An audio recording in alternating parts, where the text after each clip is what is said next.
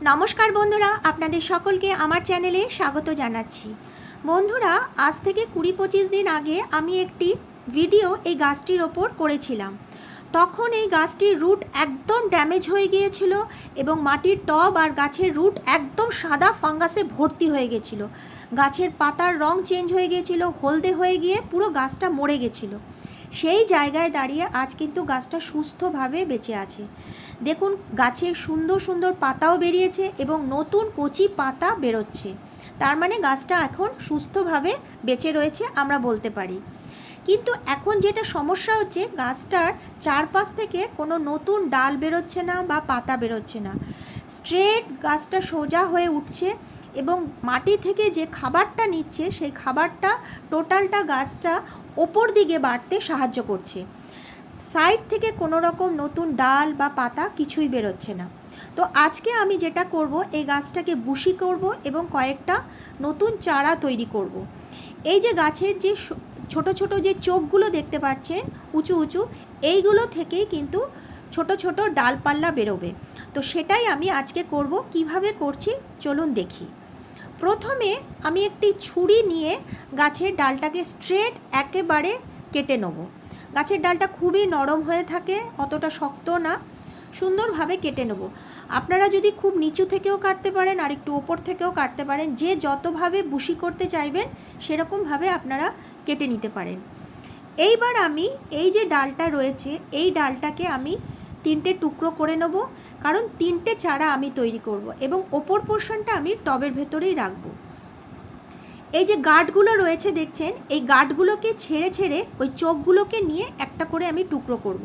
একটা টুকরো হয়ে গেল। দেখুন, এই যে চোখটা রয়েছে বা এই যে চোখটা রয়েছে, এই চোখগুলোকে নিয়ে একটা করে আমি টুকরো করব, কারণ এই চোখগুলো থেকেই ডাল কিন্তু বেরোবে। দুটো হয়ে গেল, আর একটি টুকরো করব। প্রত্যেকটা টুকরোর ভেতরে দুটো করে যেন গাঁট থাকে এবং চোখ যেন একটা দুটো থাকে, কারণ ওই চোখগুলো থেকেই কিন্তু গাছের রুটটা বেরোবে। 3টে টুকরো করা হয়ে গেছে, আর আমি টুকরো করব না। এই পোর্শনটা আমি টোটালটাই মাটির টবের ভেতরে লাগিয়ে দেবো। বন্ধুরা, আজ থেকে 20-25 দিন আগে এই গাছটার কিন্তু এরকম ছিল না।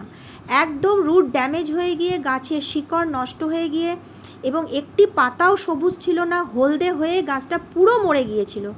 সেই জায়গায় দাঁড়িয়ে দেখুন, গাছের ডাল সবুজ এবং নতুন অনেক পাতাও বেরোচ্ছে, কচি কচি পাতাও বেরোচ্ছে। কত সুস্থভাবে গাছটা আজকে বেঁচে রয়েছে। এইবার আমি এই ডালগুলোতে একটি ফাঙ্গিসাইড ব্যবহার করব। তো ফাঙ্গিসাইড হিসাবে আমি স্যাফটা ব্যবহার করছি।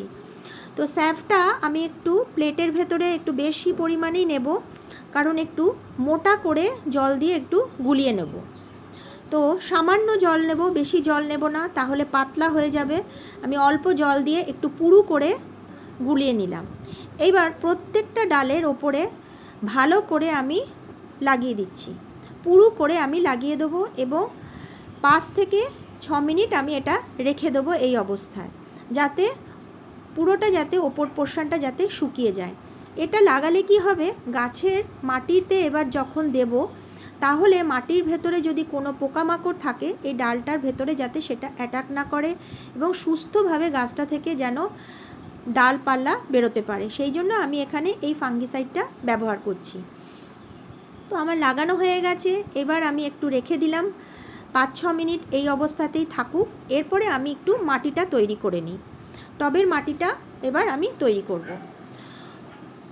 প্রথমে আমি ব্যবহার করছি প্লেন মাটি, একদম প্লেন মাটিটা নিচ্ছি এবং বেশি পরিমাণেই আমি নিয়েছি প্লেন মাটি।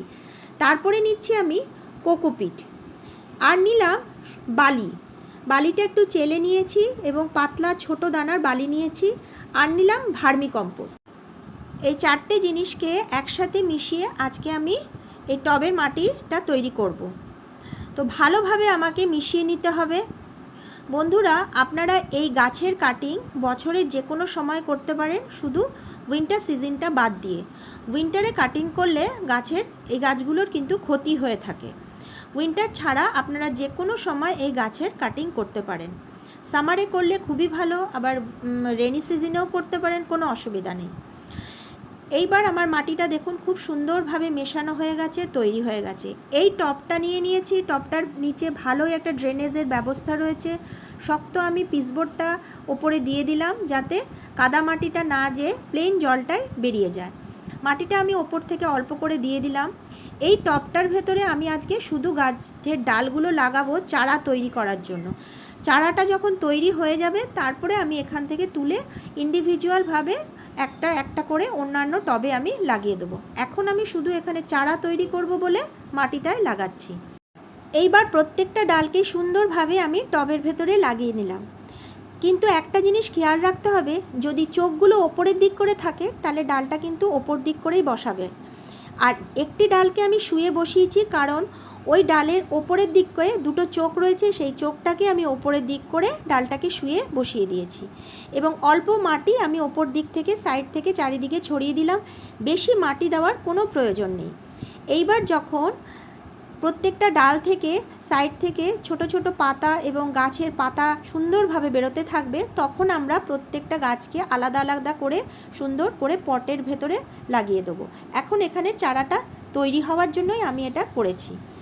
আর এই ডালটাকে আমি ওই পাশে সুন্দর করে বসিয়ে দিলাম, কারণ দেখুন এটা কি সুন্দর বনসাইয়ের মতন লাগছে, এটা খুব ভালোও লাগছে। আর মাটিটা দিয়ে চারপাশ থেকে আমি চেপে দিয়ে দিলাম। এইখানে আমি আর কোনো ডাল দিচ্ছি না, কারণ ওই যে ডালটা রয়েছে ওর পাশেও কয়েকটা চোখ রয়েছে, ওখান থেকে এবার পাতা বেরোতে শুরু করবে। দেখুন আমার এখানে লাগানো হয়ে গেল, আর এখানে কিছু করার নেই।